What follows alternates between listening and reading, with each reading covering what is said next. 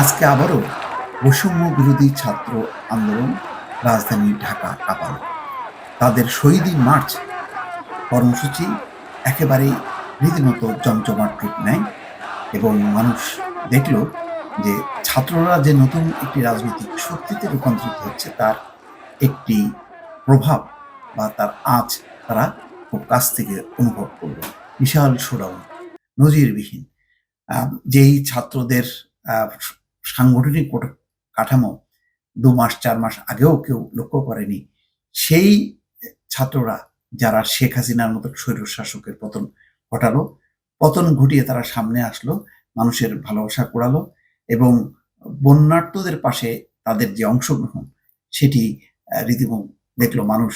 গৃহবধূরা তার কানের দুল দিয়ে, হাতের চুড়ি দিয়ে, ভিক্ষুকরা তার সারাদিনের ভিক্ষার পয়সা দিয়ে, শিশুরা তাদের ব্যাংক ভেঙে পয়সা দিয়ে যেই স্বতঃস্ফূর্তভাবে তাদেরকে সাপোর্ট করলো, এর মধ্য দিয়ে প্রমাণ হলো এই ছাত্ররা একটি নতুন রাজনৈতিক শক্তি, যেই শক্তি একটা ভারসাম্য তৈরি করবে।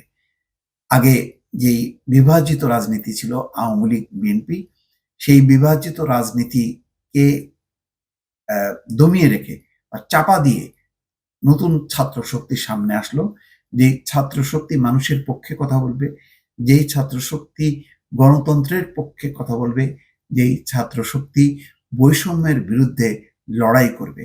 এবং খেয়াল করেছেন এই বৈষম্য বিরোধী ছাত্র আন্দোলনের ২ জন প্রতিনিধি সরকারে আছেন এবং তার বাইরেও সেই বৈষম্য বিরোধী ছাত্র আন্দোলনের প্রতিনিধিরা কি পরিমাণ সক্রিয়, তারা মানুষের দুয়ারে দুয়ারে যাচ্ছেন, বলছেন যে যারা শহীদ হয়েছেন এই ৫ই আগস্টের পরে এবং তার আগে থেকে এবং এখনো পর্যন্ত যারা সেই জুলাই গণঅভ্যুত্থানে যারা মারা যাচ্ছেন, তাদের সবার দায় দায়িত্ব তারা নেবেন এবং সরকারকে নিতে হবে।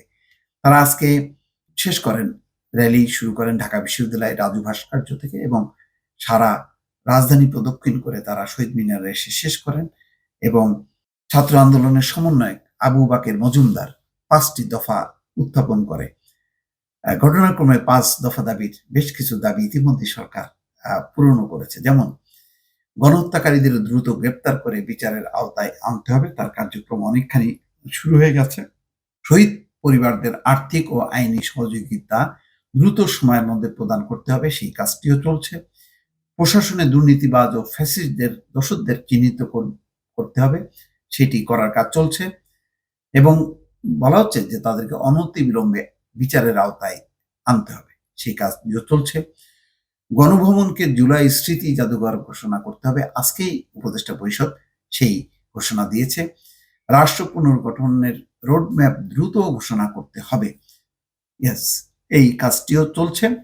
আর ওই ওই যে বলা হচ্ছে যে যারা গণহত্যাকারী তাদের দ্রুত গ্রেপ্তার করে বিচারের আওতায় আনতে হবে। এর পাশাপাশি আজকেই উপদেষ্টা পরিষদ যে সিদ্ধান্ত নিয়েছে, সেই সিদ্ধান্ত হচ্ছে যে ফ্যাসিস্ট দল হিসেবে আওয়ামী লীগকে তারা চিহ্নিত করেছে এবং গণহত্যার দায়ে অভিযুক্ত করা হয়েছে এবং বলা হয়েছে যে বিচারিক কার্যক্রম শেষ না হওয়া পর্যন্ত ফ্যাসিবাদী দল হিসেবে আওয়ামী লীগের রাজনীতি বন্ধ থাকবে, তাদের কোনো কার্যক্রম চলবে না। একই সঙ্গে গণভবনকে স্মৃতি জাদুঘর হিসেবে উন্মুক্ত করে দেওয়া হয়েছে মানুষের জন্য।